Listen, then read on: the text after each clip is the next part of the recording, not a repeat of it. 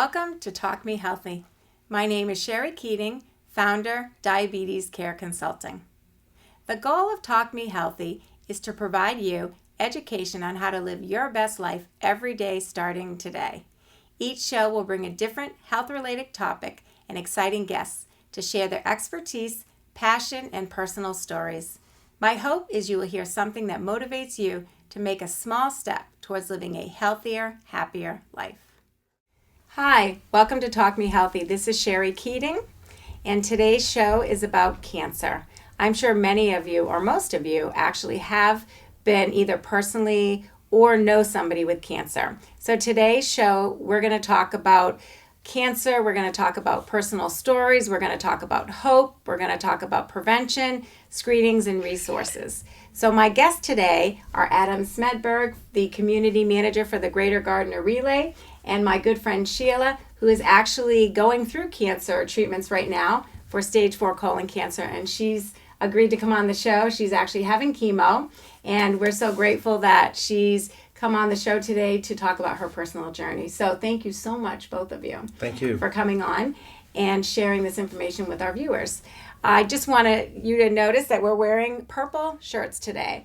Adam is wearing his in support of the Greater Gardner Relay for Life. I'm wearing mine because I am personally a cancer survivor. I had a very rare fingernail melanoma in 2008, and I am happy and blessed to say that I am almost 9 years in remission. And I'm very grateful for my team at Mass General, for my family and friends, and for my faith that got me through that very difficult journey. And Sheila is also a survivor. She had ovarian cancer, and she is a survivor. And so we're wearing our survivor t-shirts to celebrate.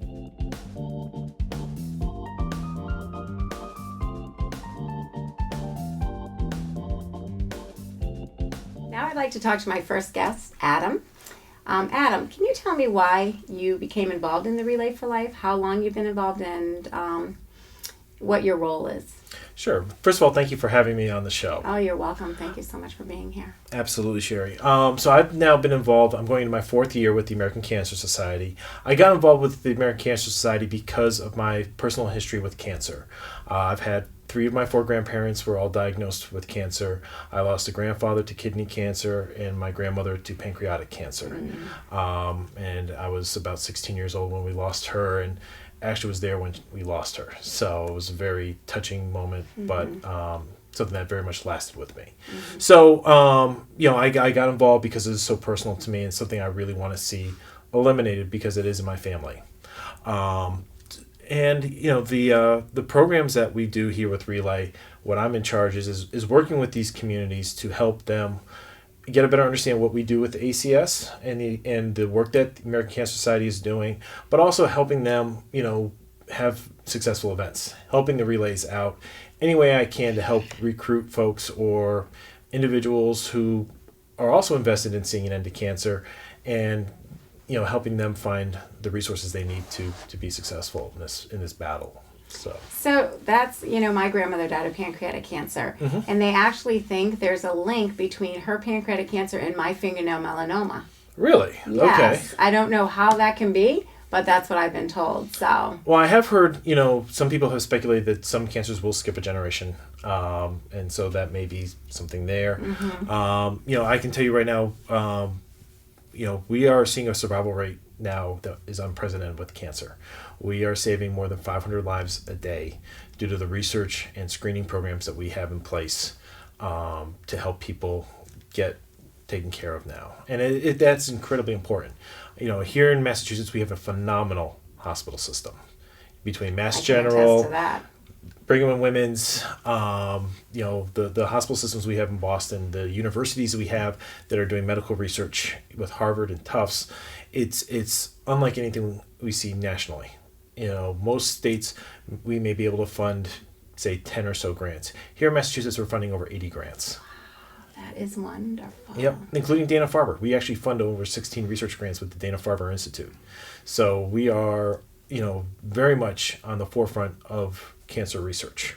Well, we do live in an awesome place where Boston is only an hour away from here, mm-hmm. and we are at the hub of medicine in Boston, so we are really fortunate. Yes, we're very fortunate with what we have, and the people here in the state understand too. People are very much in the know as far as getting screened and getting taken care of. Having the affordable health care program that we've had prior to the National Affordable Care Act has allowed a lot of people to get screened and get looked at, that may not have been able to afford it beforehand. Mm-hmm. So we are doing a much better job of trying to catch it here in this state. So let's talk about the screening, because I know that May is Skin Cancer Month. Yes. So tell us a little bit about what type of screenings that people should be doing for skin cancer, and then other screenings to prevent cancer. Absolutely. So, as you mentioned, May is Skin Cancer Awareness Month, and unfortunately, skin cancer is the highest diagnosed cancer here in the U.S.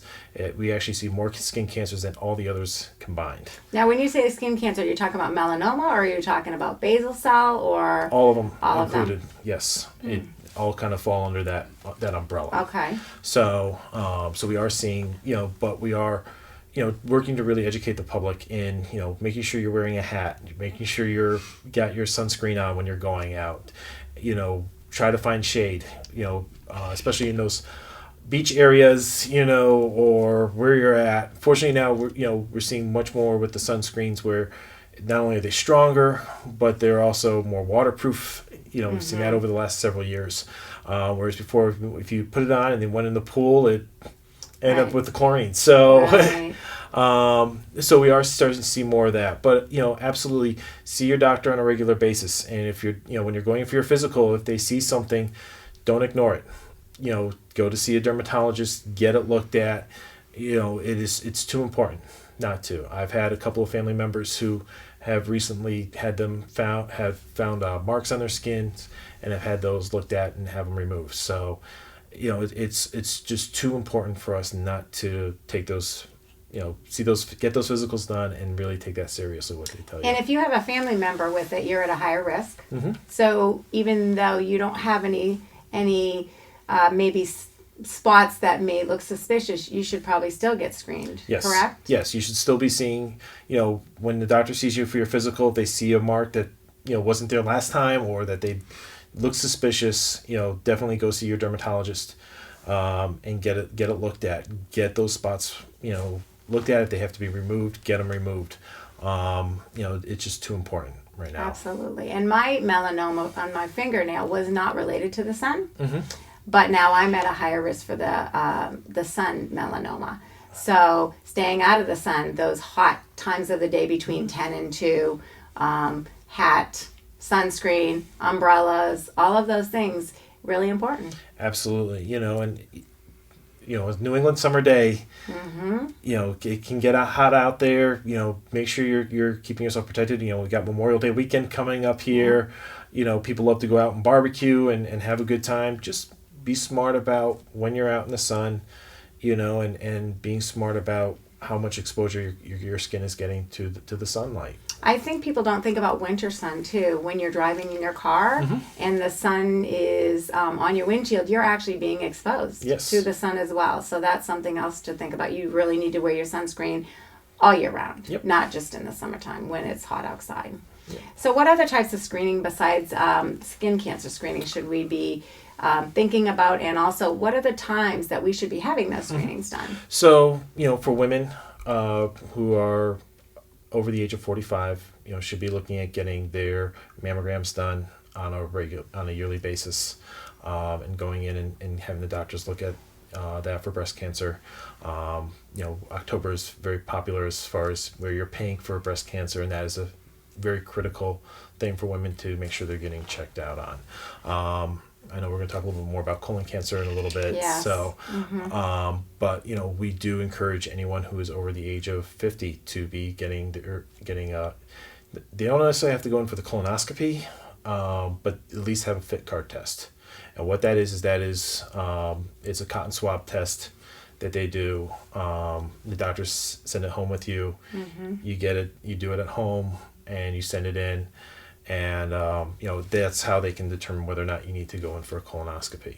And you should be doing that at least once a year after the age of 50. And then With the colonoscopies, typically about every 3 to 4 years, you should be going in to get those done again after you hit the age of 50. The other thing with the colonoscopy, I know as a nurse, if you have a polyp, it's more often. It's usually yearly, isn't it? Yes. I mean, it's going to be at the doctor's discretion. Mm-hmm. My mother they found a polyp with her, but she hasn't gone in recently, but she does know that she's at risk, so she has the fit card test. Okay. And she's doing that now, so she can, they can at least do that test and then see if she needs to go in for the colonoscopy. Is that the new trend now, the fit card versus having the colonoscopy? Yes, because it's less invasive. It's it's a cotton swab test that they do, and then they send that into the lab. The lab checks it out, and then they send it back, the results, to the doctor. And then if you do that on a yearly basis, the doctor will have a better baseline to see what needs to be done from there. And you do it at home? Yep. The doctor's office gives you the kit, you take it home, you do it, you send it in? Yes. Easy. Yep. And insurance covers that? Absolutely. Perfect. Okay, yep. Great. So those are the major ones that people should be looking at and having done. And then, as not necessarily screening, but some of the things that they're looking at with children that we just announced in this past year is the HPV vaccination with children between the ages of 11 and 13, both boys and girls, getting the HPV vaccination for not only testicular and ovarian cancers, but also mouth cancers. I was just going to say throat cancer. I actually have a good friend who had the HPV virus and it caused throat cancer. Yes. And her brother passed away of throat cancer and she was diagnosed with throat cancer. And so that's very important. I'm glad you brought that up. Yep, those are the results that we just came up. We were just, our researchers that ACS funds really kind of stepped through last year and really kind of came through with that breakthrough that it needs to be. And the reason they say between the ages 11 to 13 is that's when the antibodies for those areas are being generated the most for children of those ages. Okay. It becomes now a teenager, 15, 16, 17, 18. If they were to get it, it's going to be less effective. So, so those are the key prime times. Yes, 11 it's between to 13. Yes. Okay. Yeah. My granddaughter's 10, so I want to make sure that she has that test next year. Yes. It's a shot? It's a vaccination. It's a vaccination, okay. Yeah. And that's just, it's important. It's important for children, and it's important for parents to understand that it's not a stigmatism for the big thing was coming out with the boys needed to have it done too. In the past, it's just been girls who are at that age. Now that we're really finding out that it's the boys who need to have it done as well. Okay. All right. Well, that's really good information for our viewers to find out. So thank you. I just want to talk to Sheila right quick because I want to bring Sheila in because she actually has cancer in her colon. And so can you share with us a little bit about where you're at today, how you ended up with colon cancer, and about your previous cancer? Sure. Hi, I'm Sheila. Thanks for having me, Scherrie. Oh, thanks for coming. I know you probably don't feel well because you're having chemo right now. Yeah, I'm in the midst of treatment right now. This is an infusion system, and so it's connected here to a port, and I go home with it for 22 hours. And that's after you have chemo at the oncology center? Yeah, I have chemo for about 2.5 hours, and then they connect me to the infusion pump. And how often do you need to have that done? I'm going every other week for treatment. How do you feel? I was up last night. My pump was malfunctioning, so I'm a little tired today. Mm-hmm. And I have if you notice, my face is red. It's from the steroids. So you have to have steroids when you have your treatment? Yeah, it just helps with nausea and accepting the chemo. Okay. Drugs. All right. So you initially had ovarian cancer. Yeah. And how was that diagnosed? 2012. I had the opposite of a period, so it was like 3 weeks. I'd be bleeding, and then 1 week off, and so I knew something was going on because I'd already gone through menopause. Okay. So I went to the doctor, and they did, an ultrasound, and they saw the tumor. That was a pretty good sized tumor. So I went to UMass Memorial and had a hysterectomy. And I haven't had an issue with that, but that was 2012. Now, was that all the treatment you needed? Was just the hysterectomy, and then you didn't need chemo radiation? Particular, it was a rare form of ovarian cancer, so it doesn't respond to chemo drugs. So it was, it's just a monitor kind of thing. Okay, so you went into remission for that, because my doctors at Mass General tell me you never can say you're cured. Right. You're in remission. Right. There's a highly likelihood that you're not going to have a recurrence, but they can never say you're cured. Is that correct? Exactly. Correct. Yeah. Okay. Yeah. So what happened from when you were in remission for your ovarian cancer until now you have colon cancer? Well, I was getting my yearly checkups, and I was at the doctor, and I had some insurance issues during that period. And so, I said, do you think I should get a colonoscopy? I don't know why I just asked that, because I didn't have it at 50 when I was supposed to have it. I did have the ultrasound in 2012, and there was nothing on my ultrasound except for a little gallstone. So nothing showed up in 2012. I did the swab thing. The FIT test. That was last year, and nothing showed up on that. And so this past summer in June, at the end of school year, I was just having problems with, I go hiking with my youth group, and I would only be able to walk 100 feet, and I'd be sick to my stomach and out of breath, and I thought I was just out of shape, you know. But then I would just climbing my stairs with something in my hand would cause me to be out of breath. So, I just was kind of keeping an eye on it. And then I started having some back pain, so I thought it was kidney, maybe my kidney, a kidney stone or something like that. And then one weekend it got really bad. So over the summer I was just sort of monitoring it. I'm really bad. I only have to go to the doctor when I'm sure something's wrong with me. So I'm sure I don't want to go there for nothing. You and many other people are. So hopefully viewers that are listening, I hope you're really listening to Sheila's story, because there's a very important lesson in her story. So in August, the beginning of August, I had one weekend I had back pain and ice, heat, nothing would touch it. So, I got an appointment. And then that doctor ended up canceling. She was sick, so they knew I sounded disappointed on the phone. So they're like, "How about you see this nurse practitioner in, I think it's Baldwinville?" And so I went up there, and I actually was with a student, and for a while. And then she came in. She goes, "You don't look good," and I'm like, "I don't feel good." And she goes, "Let's do some blood work." And my hemoglobin was 7.1. It's supposed to be 12 to 16. So I was actually in the heart attack range by that point, when it gets that low. So, I just automatically got iron. And then my friend is a radiologist. And so I couldn't get an appointment they wanted me to see a GI specialist, and I couldn't get one till September.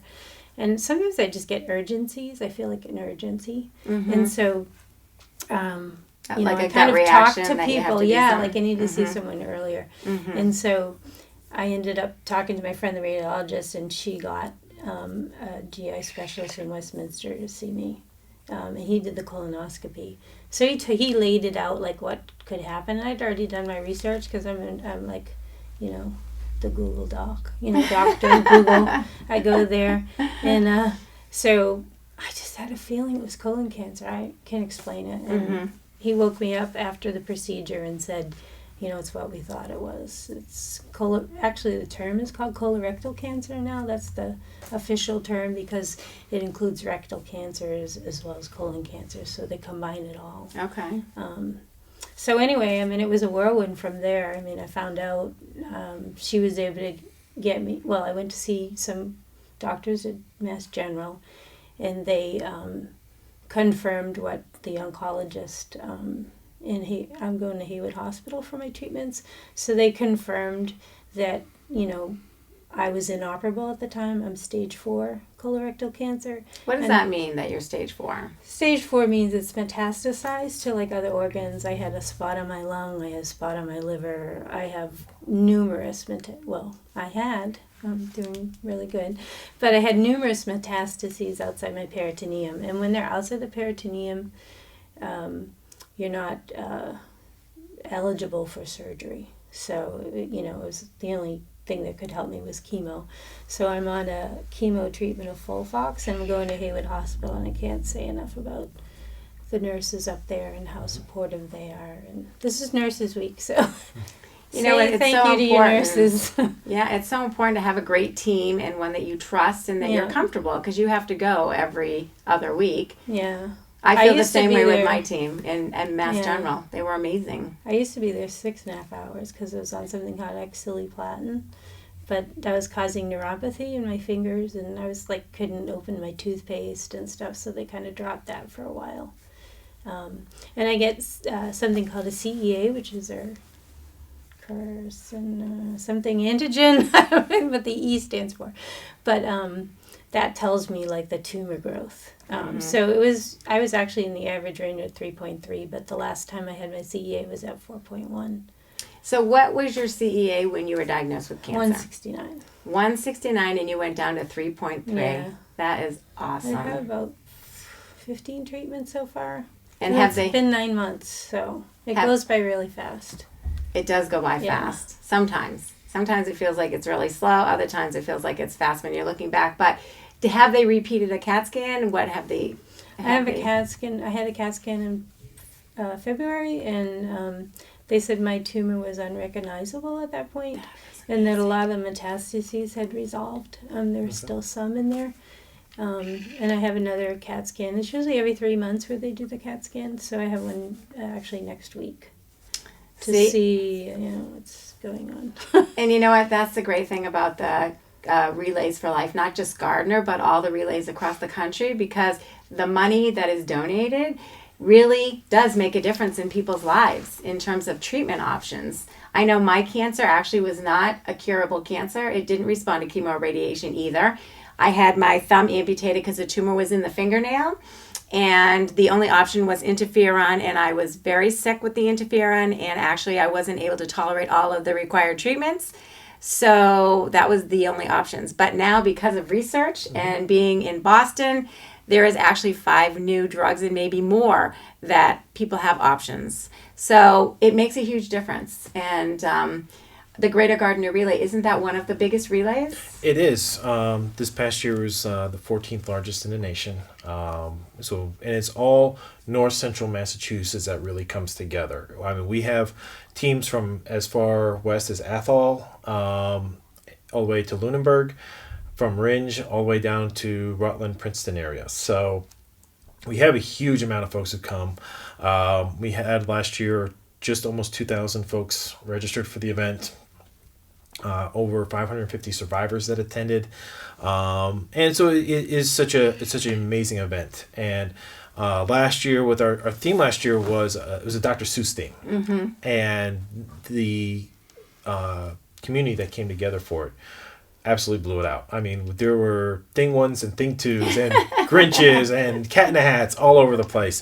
This year, our theme is Rock Out to Knock Out Cancer. So I'm fully expecting to see spandex pants and Elvises and, hair bands galore. So, That's awesome. For as much as this is an event where we do remember those that we've lost, we honor those who have fought this battle. Mm-hmm. We also try to have as much fun as we can, because we want people to, one of the slogans that we used to have was celebrate, remember, fight back. Yeah. And we want to celebrate. We want to have people to come out and just experience, what it's like, to just enjoy being there with some, as a survivor, having your family there with you, as a caregiver, someone who was there to support a survivor throughout their journey, knowing that there's so many people that are out there to support you, especially here in the Gardner area. So that is truly, one of the more amazing aspects of the Relay for Life event. I actually have, when I was diagnosed in 2008, a friend of mine said, "Oh, you got to join the Relay." Well, I didn't know what the Relay was. And so I did join the Relay, and my first year walking in that Survivor Lab, I'm telling you, it brings me to tears today. Every year I've walked that Survivor Lab since then, so for the past 8 years, and I will be there again this year to walk that Survivor Lab, and I walk it very grateful and just blessed to be a survivor. My mom has walked the caregiver lab with me many years, and my family has come out. And if you have not experienced the Relay for Life, you've got to come just to be there and see the hope and just the celebration of being a cancer survivor and the gratefulness of people who have been taken care of by caregivers, and it's just a great time. It's so emotional. We remember those that we have lost. My dad had cancer, and we've lost him, not from cancer, but he had prostate cancer, and it's an incredible experience. So I recommend highly everyone to come out and participate. If you've never done it, you need to do it. And if you're a survivor, there's so many things going on for survivors. Tell us about the survivor events. The survivor events, it's so touching when you're at those. We actually had a survivor dinner a couple weeks ago. Faith Lutheran Church in Gardner does this spaghetti dinner for our survivors. And, I had a chance to greet them. We did 2 seatings, and seeing the people there, getting a chance to talk to a lot of them, many of them catching up for, who I haven't seen probably since either last year's relay or, before then, and just getting a chance to talk to people and then greeting them. It's so touching because they now become part of this bigger family that you create really with is a this. family. And for them, this is, for all of our survivors, all of our caregivers, this is part of their, I don't want to say routine, but it's what their journey. Yes. I like to call it a journey. That's a great way of putting it. So we've got an event coming up in a couple weeks over at the Westminster Senior Center. They're calling it the Malt Cafe, going with our rock out to knockout theme. They're going to be doing some 1950s snacks and drinks and things like that survivors can come over and join us for. That'll be on June 1st. Okay. What time? I believe it's at 5:30. Okay. Over at the Westminster Senior Center. All right. Beautiful new building that they've just built there right off of Route 2. Okay. And then a relay. And that is, what's the date of the relay? Relay this year is June 9th and 10th. So that's a Friday, Saturday. We're right out at, if you haven't been there, we're right there, right next to Green Street at Mount Wachusett Community College, where the track football field is. Behind the fitness center. Yes, yes, great way to put it. I do recommend, if you are coming, to park behind the school. There is some areas in the front, but as we have had a history with Mother Nature, not always agreeing with... I've walked many, many laps in the pouring rain. Yep. And the freezing cold. So we're hoping for sun this year. Yes, we're finally due. So, yes. Because there are some spots in the front, but there are grass. So I always tell people, please try to park in the back behind the school. We do have golf carts that will come out and get you and bring you over if you need help with that. And the survivor portion, the survivor reception will start at 3:00. The survivor lap will start at 6. The survivor opening ceremonies, I should say, start at 6, and then the laps will start right after that. And we've got a big tent that the survivors get to come in, and great reception that they put together. We have a photo booth this year that the survivors can get photos with their caregivers and loved ones. Awesome. We got the props to go along with it. It's gonna be a blast. And also every year they have the banner, and you sign the banner and put your cancer, the date you were diagnosed, how long you've been in remission, and every year I put my thumb as a reminder with my name and all of that. They always have entertainment. Yep. They always give us a little gift. We have our survivor t-shirts. It's just such a great thing to be in the same room as people that have gone through what you've gone through. It's just great camaraderie and support and celebration. You touched on it right there, the camaraderie. When you have this many survivors, this many people have gone through all these treatments. We have a survivor who's on our leadership committee. She's a 36-year survivor. And wonderful lady. She was actually one of the first ones to start up the Gardner relay. And she reminds us just what the difference is, what she went through 36 years ago compared to today. Even just in the 8 years I've been in remission, it's unbelievable the progress that has been made in just the 8 years. It's awesome. Well, and that's, a good part of it is that we have the treatments here in Boston. We have we have the facilities that are trying more and more cutting edge treatments. We talked a little bit a while ago about the grants that we fund here in Massachusetts. Well, the researchers that we fund are your typical right out of college, brand new, young, new ideas. These are people who are thinking outside the box. And so typically when they get a research grant, it's for about a 3 to 5 year period. And then once that is up, they file for a federal grant. And so to continue their research. And they do that through the National Health Institute and programs that are federally funded. So when it talks about the budget, we always try to make sure that our program, the cancer programs that the researchers that we've been funding are making sure they're getting covered.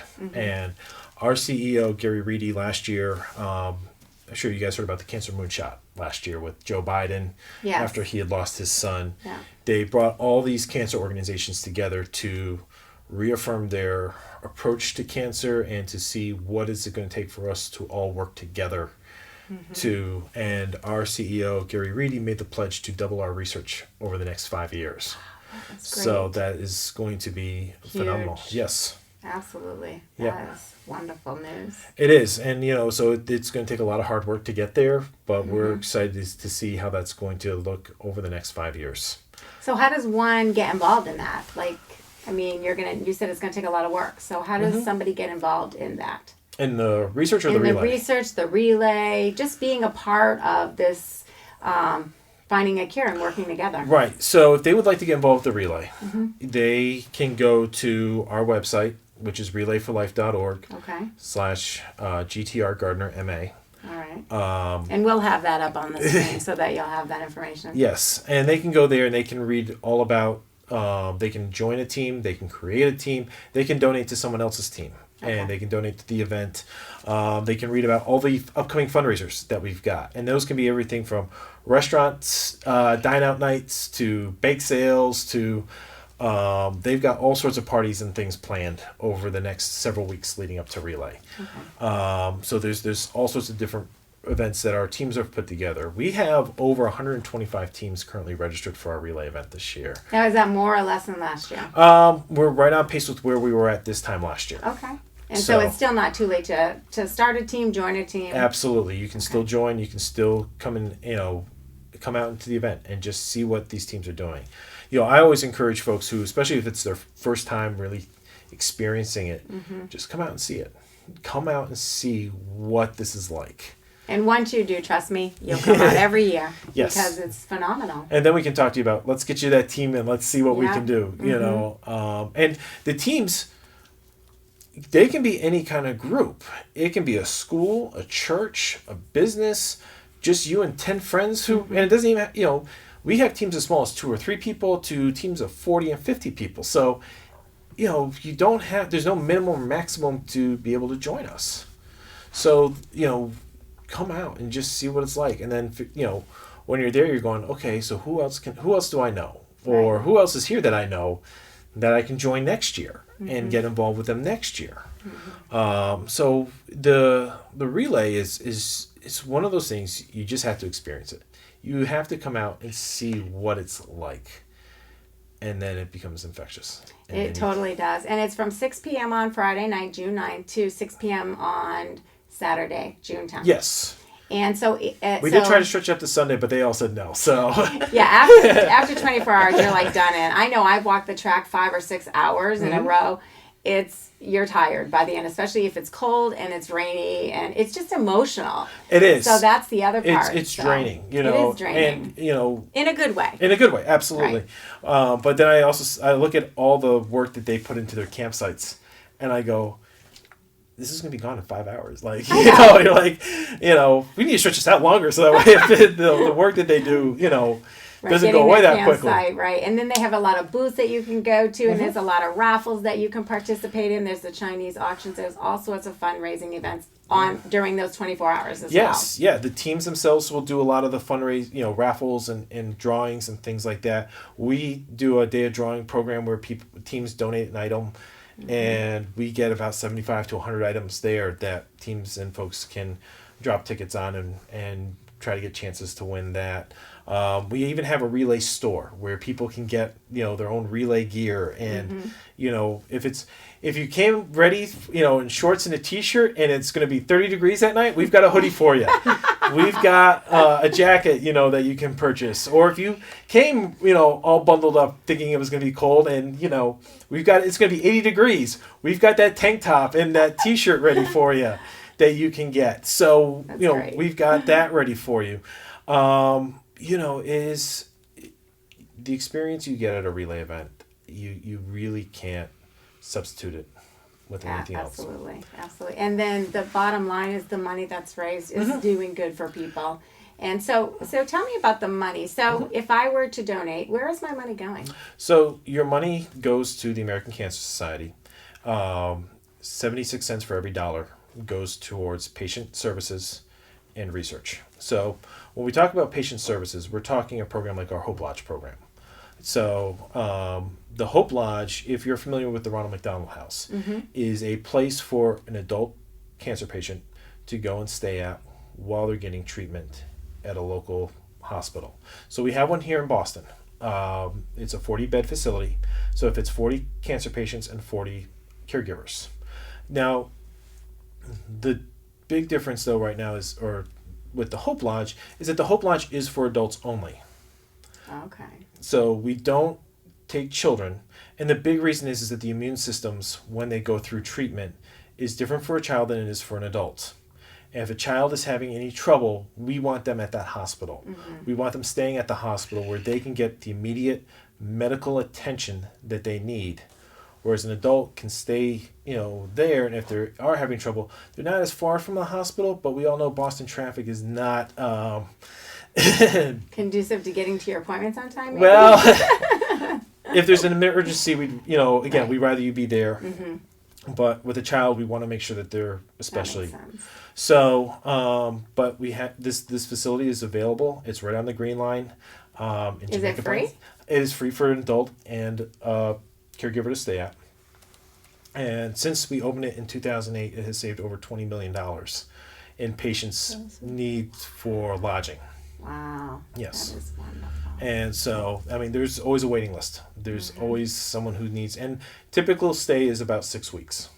Oh, okay. So it's a long term. Yes. Okay. Yeah, while they're going through the treatment. Yeah. But then, and the nice part is, we're talking about the camaraderie with the survivors. Yeah.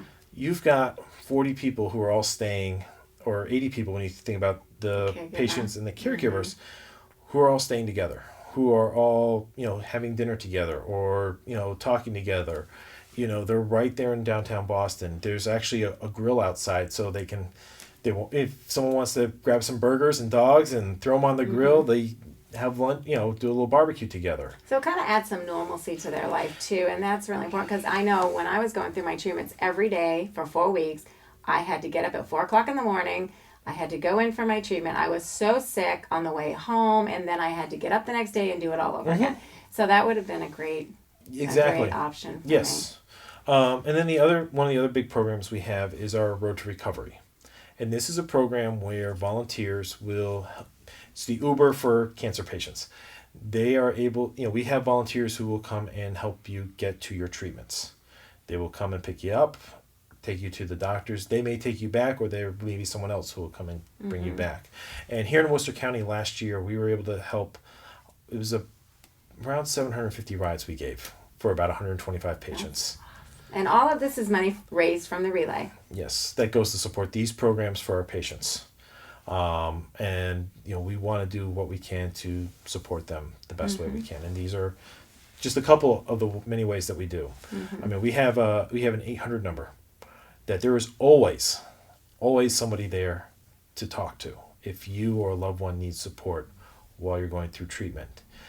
It doesn't matter if it's 3 a.m. It doesn't matter if it's Thanksgiving. There's always a live person for you to talk to when you need someone the most. Do you know that number? Or can you get me that number so we can put that on for the viewers? That would be great. Yep. Okay. Yep. Awesome.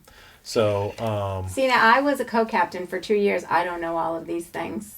So now that I'm not a co-captain, I do participate every year, but maybe they've just all started since I've been a co-captain. I was a co-captain 2009 and 10. Yep, a lot of these things, So. are well, I think a lot of it is we're seeing where the success is with them. And, there have been other programs in the past that may not have worked as well. So we're seeing, these are some of the ones that we have more success with and that have stuck around. So because we want to make sure that the programs we're providing are giving our patients the best opportunity. So anything new on the horizon in terms of where they're going to put their money towards? Is there any new, anything in the works like the Hope Lodge or the rides? Well, right now there are a couple more lodges nationally that they are looking to build. So it's just about the funding and making sure it's there so that they can build them. Right now we have 32 Hope Lodges in the nation. We have 2 here in New England. One is in Vermont and one in Boston. So I do see a few more being built, but it is a major investment, and so we're waiting to see where more of that comes into and comes into play for our patients.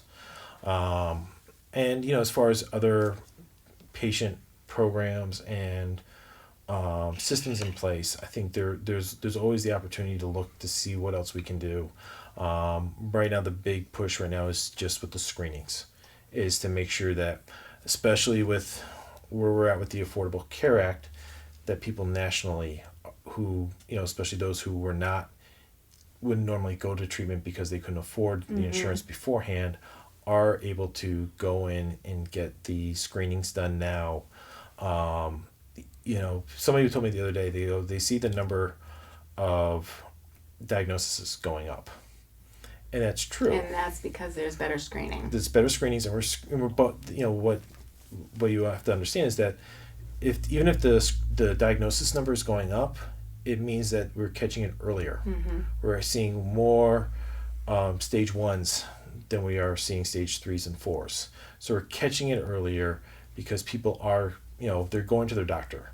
Whereas in the past, they may not have gone to their doctor unless it was an emergency because they didn't have the insurance for it. Or maybe they didn't want to go to their doctor. I got my checkups. Or maybe they went to Google MD instead. Right, Sheila? Right, Dr. Google. Dr. Google. And I really believe in being proactive too. When I had my cancer, it was a fingernail infection. And because it was a fingernail infection, it was misdiagnosed. And I was having treatments that were actually ulcerating the tumor. And so I finally said as a nurse, this isn't working. I feel like I have cancer. And the doctor was like, now who has cancer in their fingernails? And I'm like, I don't know. I've known nobody who has cancer in their fingernails. But in my gut, like you were saying, your intuition tells you. And I said, I really feel like I have cancer in my fingernail. And he's like, yeah, I don't think so. I said, would you do a biopsy? And I really was proactive in really pushing him to do the biopsy. And then when he did, he's like, I've never seen this before. I'm glad we did the biopsy.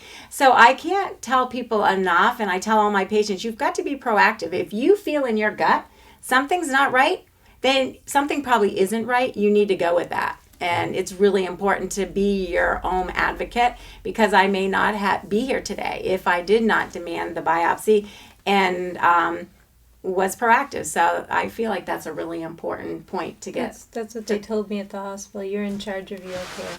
I believe that too. So I totally believe that. Be informed and. Yep.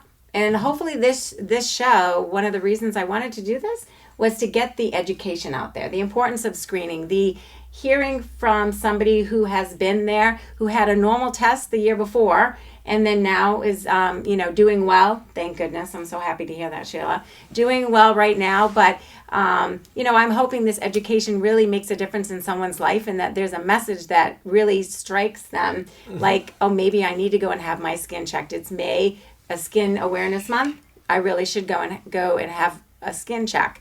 I'm really just hoping that people get hope from this show, that people can survive cancer and live a very healthy life. Yes. And Sheila survived ovarian cancer. I've survived fingernail melanoma. And if you go to the relay, you're going to see a lot of other survivors and incredible stories of what people had to go through. And they're here today to share that story with people. So, that was really my hope for having this show. And we can talk about Relay for Life. There's so much going on, but people can go to the website and They can get all the information from the website. Absolutely, yeah. They go to the website. They even check us out on Facebook. Everyone's, social media. They can just put it on their phone and check us out there. If they search for the Greater Gardner Relay on Facebook, they'll find our page and get all the information there as well. So it's we're really excited for this year's event. Again, we're hoping Mother Nature will help us out a little bit on it. And me too. I'm tired of getting soaking wet, rained and cold. But you know what? It doesn't really dampen the spirits because everybody just keeps going. And there's a lot of fun things. You get your little bead every time you do a lap. And now, if you're not on a team, can you still walk? Absolutely. Okay. Absolutely. Because every hour, the whole idea behind relay is that someone is on the track from your team every hour for that 24 hours, right? Yes. And so, you can still join. You can, even if you're not on a team, can you donate that day? Yep. Okay, yes, so we'll be doing they can drop donations off. They want to donate towards a team. They want to donate to the event. They go to our registration tent and they can help them out with that. It's an amazing event, and I'm really looking forward to it. It really is, and I'll definitely be there. And great. And so Sheila, this will be my first year, and Sheila and I will be walking together. Yeah. Absolutely. Wonderful. And so hopefully we're going to see a lot of you there. And Sheila, that is awesome news that your last CAT scan was very promising. Mm-hmm. What are they saying about your prognosis? They haven't really said much about that. Obviously I'm not at the point where I'm operable, so that's my goal, either that or to get in a clinical trial. I've been working with a Dr. Cleary at Dana-Farber, and he's great. You know him?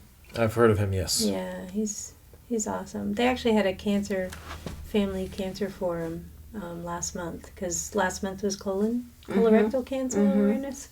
And it was totally free, and it was so informative, and a lot of doctors were there. So what's it going to take for you to get into a clinical trial? Well, the metastases in my abdomen, those all have to resolve. So, but this is looking very promising. Yeah. So we're going to keep praying for you. Thank And, I'm living proof that you can beat a rare cancer. And you just got to stay hopeful, positive. I think attitude is really a very important part of beating cancer. Do you agree? Definitely. I just take it day by day, and I just try to get as much out of the day as I can. Yeah. And everyone, I really believe, not just because I'm a cancer survivor, but we all should be living like today's our last day, and live our best day every day, and do the best thing that we can do to take care of ourselves, so that if we ever do get that call that says you have cancer, you've been eating right, you've been exercising, you've been doing all of your screenings, and you're ready to take on that challenge. I think that's a really important thing, because I was healthy before, and the treatments that I had to go through, as you know, Sheila, they're very grueling, and they take its toll. And just being a nurse, I really believe that people if you take care of your body now, it's going to decrease your risk. And if you end up having to go through this, that you will be able to tolerate your treatments and beat cancer. And all the great research that the relay is funding. So exciting. That is wonderful. It is, the work that we're able to do. And just to talk a little bit about the research. Okay. Our researchers, we fund here, I was talking before about 83 grants. Yeah. Several of them are what we call non-site specific. And so what it is not necessarily the cancer is looking to treat, but also how do we take care of the family? When a family member, a loved one is diagnosed, it's not just that person that is affected. It is their family. It is their friends. And so we look into treatments to how do we best support, everybody who's involved, and work with them and help them feel supported. And, if you're diagnosed, in an area, how do we support you? Is it with an app, or with everyone these days with the electronics, and giving them the support that way? Is it, trying to get them to treatment? What is it that people need? Not just the patient, but the loved ones that are going into it. We talk about the caregiver lap. and what caregivers go through. As much as wonderful as the survivor camaraderie is, that caregiver camaraderie is also very important because, and a caregiver doesn't always be a parent. It can be a child. That's right. Or a sibling or grandparent, friend. Absolutely. Coworker. So you have that, that attachment, and, to try to talk to a child, or, child is there for their parent while also going to school, or, trying to do things. It's, what is it that they need while they're going through it? Because for them, that can be a lifestyle change or a life-changing experience for them as well. So the bottom line is there's resources for both the patient and the caregiver, and they can go to the American Cancer Society website as well. Yes. And get a lot of information. Yeah, they just go to cancer.org. Okay. There's all sorts, and there's information on the number I was telling you about before, and all sorts of different things that they can get information on, because it is important, to not just treat the cancer, but to treat everyone that's going through it. Mm-hmm. And everyone meaning everyone, yes. Not just the patient. I know at Mass General they really do a great job of including the whole family and everything that's going on in your life, because you had a life before you had cancer, and cancer doesn't define you. And so, all of a sudden you're functional and you have this job and you've got this family and you're going and doing all of these extracurricular activities, and then you get a phone call and all of a sudden that all stops. And that's very difficult to deal with at times. So they treat the whole family. From my experience there, they were unbelievable. And that's what's important is, some may say, well, it's just, it's not just your organ or where it is that you have cancer, but it's treating everyone else who's involved with it, because, when you hear those words, it doesn't just, you've got a loved one, you have loved ones who are with you while you're going through it. They need the support as well. And it's the mind-body connection too. I know at Mass General they have a mind-body clinic, and they got me right in there, because you treat the whole, you treat the mind, the body, because they're all connected. And so it's not just targeting the cancer, like you say. It really is the emotional part of it, the spiritual part of it, the physical part of it. It's all a package. And, we're very fortunate here in the Gardner area with two phenomenal hospital systems, Haywood Hospital, which actually has two locations, one in Gardner and one in Athol, that both have full-on oncology programs, as well as UMass Memorial in the Leominster-Fitchburg area. And they do great programs with the body. They have free Reiki programs, massage programs, all that for survivors. So, we're very fortunate that we have systems like this right here in our area. On top of everything in Boston. Right. And Worcester. Worcester's got St. Vincent's, as well as UMass Memorial down there as well. So we're very fortunate here in Massachusetts with the systems we have. So we should be using those resources. Absolutely. Absolutely. Well, we could talk about this forever, because it's definitely dear to your heart, and my heart, and so many others out there. So, but unfortunately we have to wrap it up for today. But you know what? I'm just so grateful that you came on the show, and what awesome information that you shared with everybody. And we're going to have the numbers for you. Come out to the relay on June 9th and 10th. Support those if you're not involved in cancer.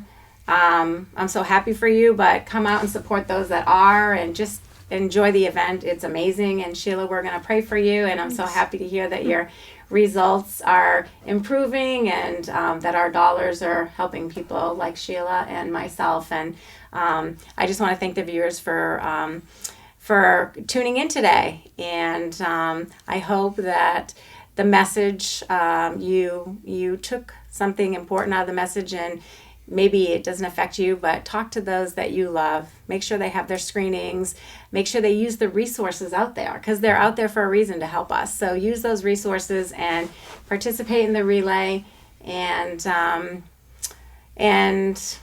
we hope to see you there. We hope to see you there. Absolutely. So thank you again for your time. Sheila, thank you for coming in. I know you don't feel well, but I think sometimes hearing it from someone who's going through that, it gives hope to people.